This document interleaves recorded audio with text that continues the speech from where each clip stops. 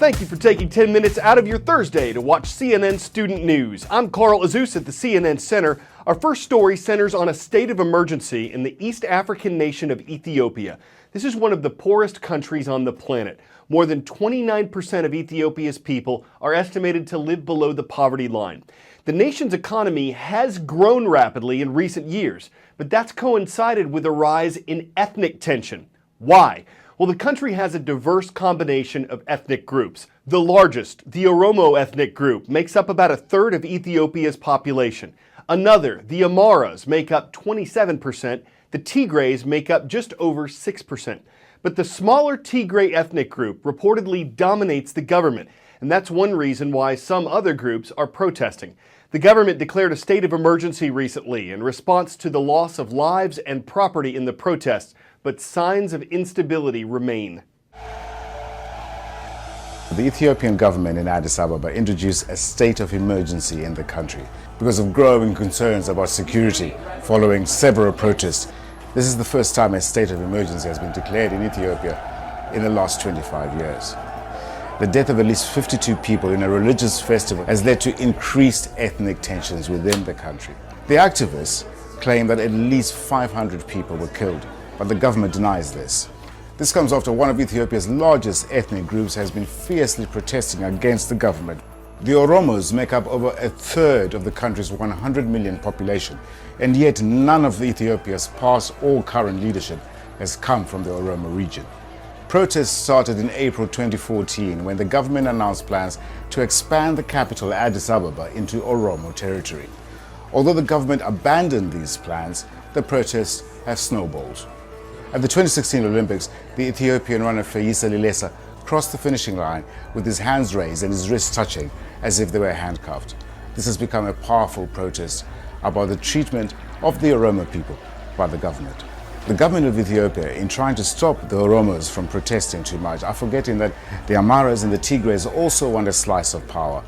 It's very difficult for a government that's been used for the last 25 years to no opposition within parliament to actually face up to the fact that this may actually be splintering into a serious ethnic fight within Ethiopia. In northern Iraq, a battle is looming. Iraqi troops, with the support of U.S. forces, are planning an attempt to retake the city of Mosul from the ISIS terrorist group. Mosul is the second largest city in Iraq. ISIS took control of it in 2014.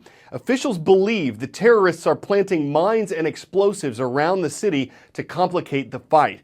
The lasting damage that ISIS has left in towns near Mosul could be a sign of what's to come. A lake of fire, thick black clouds obscuring the sun in the town of El Gayara, south of Mosul. ISIS set this oil well on fire months ago. The purpose was to obscure the view of aircraft overhead. But ISIS is now gone, and this fire continues to burn right on the edge of a town in which many people are now living. And in its shadow lives Khalil, who takes us to his house somewhere in the midday darkness. The smoke has stained 2-year-old Arbeida and his sisters. Khalil and his wife cover the children with a sheet at night, scant protection from the toxic fumes. That well is really hurting us, Khalil says. The wind has changed direction and now it's all blowing on us. He says they have nowhere else to go. We could barely stay with him for 10 minutes. Engineer Hossein Salem and his team are trying to put out the dozens of fires, but it's a time-consuming process. It took 30 days to put out one fire, he says. In the main street, some shops have reopened. Also here, the smoke hangs heavily on residents. It's another ISIS, says Charlene. It's cancer. Daesh, as they call ISIS here, left behind a poisonous legacy of death, destruction, and disease. The World Health Organization, part of the United Nations, is asking governments worldwide to put a new tax on sodas. It wants soft drink prices increased by at least 20%.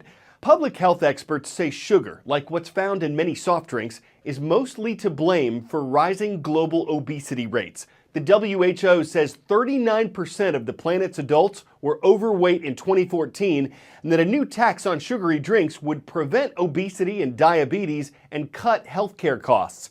But would higher prices mean lower calorie choices when people want something to drink? That seems to be true in some places, like the city of Berkeley, California. A voter-approved tax there reportedly led to a 21% drop in the consumption of sugary beverages. But results haven't been the same everywhere. The nation of Mexico put a 10% tax on sugary drinks in 2013, and the Wall Street Journal reports that though sales decreased at first, they started rising again recently. The U.S. beverage industry says that the Mexican tax put a burden on those who could least afford it, and that it caused thousands of jobs to be lost in Mexico's soft drink industry. Up next, science and agriculture. Some researchers are looking beyond pesticides, beyond genetically modified seeds. Instead, they're literally coating seeds with bacteria in the pursuit of growing more crops and better crops. The process is still being tested. It's not definitively proven to work. There are still questions about safety for consumers. But one of the companies testing microbiomes believes they're the future of agriculture. How are we going to feed what is estimated to be 10 billion people by 2050? To get there, we need to increase our current productivity by about 70%. The ability to achieve that with our current rates of genetic gain and yield improvement are not achievable. And so we need to look for new ways. We also need to do it in a way that's sustainable. For decades, innovations in agriculture have allowed our food supply to keep pace with population growth. But at what cost? The technologies that have given rise to the productivity improvements we've seen in agriculture are generally things like agricultural chemicals, chemical fertilizers, things that arguably aren't good for us and aren't good for the planet. What if there was a better way? A startup called Indigo is attempting to create a more productive and more natural way to grow crops without the agricultural chemicals, a method that could revolutionize the industry. We attempt to solve that problem by harnessing the plant's natural microbiome, the microbes that evolved over millennia, really, to improve the health of plants. What is a microbiome exactly? Well, in humans, the microbiome is a community of microorganisms that includes the bacteria naturally occurring in and on our bodies, the bad bacteria, but also the good bacteria that help with important functions like digestion and reproduction. The basis of what we do at Indigo is a realization that that same concept is true in plants. Those same beneficial microbes live in and on plants, and until recently, weren't fully understood. But rapidly developing technologies like gene sequencing have allowed scientists to realize the full potential of the plant microbiome. According to Indigo, the microbiome could be the key to growing natural supercrops. We've actually tested in all different climate conditions, and we consistently see a 10+% yield benefit. A 10% increase would be a whole decade leap forward in terms of productivity. The innovations that we've had that have gotten us to now have been really important. Without those innovations, we wouldn't have been able to feed the last billion people. We can now do better. And I think, the future of agriculture will look back and think about the times when we put insecticides on hundreds of millions of acres and think, thank goodness we don't have to do that anymore.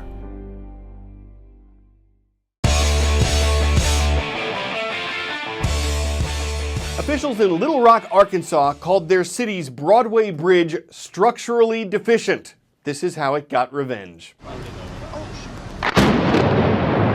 Cuts to the bridge, explosive charges, and 93 years of age could not bring it down. Officials are working to replace the structure, but they needed to remove it first. It took 6 more attempts, pulling the bridge with cables from 2 towboats before the steel finally came crashing down. Makes you wonder why they don't make all bridges this tough. After all, its strength spanned decades. All that time it could be trusted. Even though gravity was its arch enemy, it took blasts and boats to cause the causeway to give way, and all that actually happened over several hours. You just saw the abridged version. I'm Carl Azus. We're back tomorrow.